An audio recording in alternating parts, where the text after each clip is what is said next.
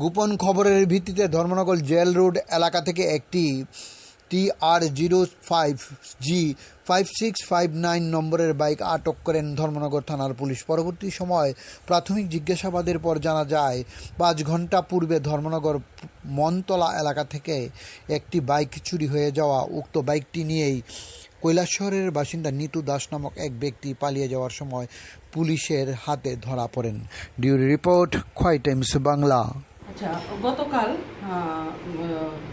Biswajit Pal son of Benu পাল কামিশর, উনি আমাদের ধর্মনগর মনতলা ধর্মপুর স্কুলে মাস্টারের কাজ করেন। উনি সন্ধ্যার দিকে আমাদের থানায় এসে মৌখিকভাবে ইনফর্ম করেন যে ওনার পালসার 125 বিয়ারিং নাম্বার হচ্ছে আপনার TR05G5659 বাইকটা হারানো, মানে ওইখান থেকে পাওয়া যাচ্ছে না। তারপর আমরা এই সিক্রেট ইনফরমেশনে আমার অফিসার সহ স্টাফ আমরা এটা করি।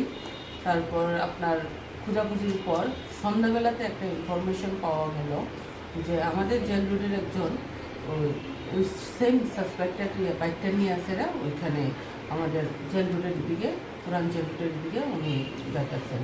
তারপরে আমরা ওটার সিক্রেট ইনফরমেশনের পরে আমরা এটা করলাম আর ওনারে অ্যারেস্ট করলাম আর বাইকটা রিকভারি করলাম।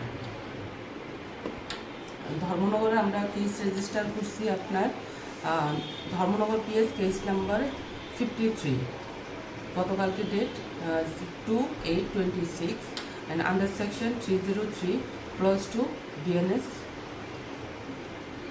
বাইকটা কোথা থেকে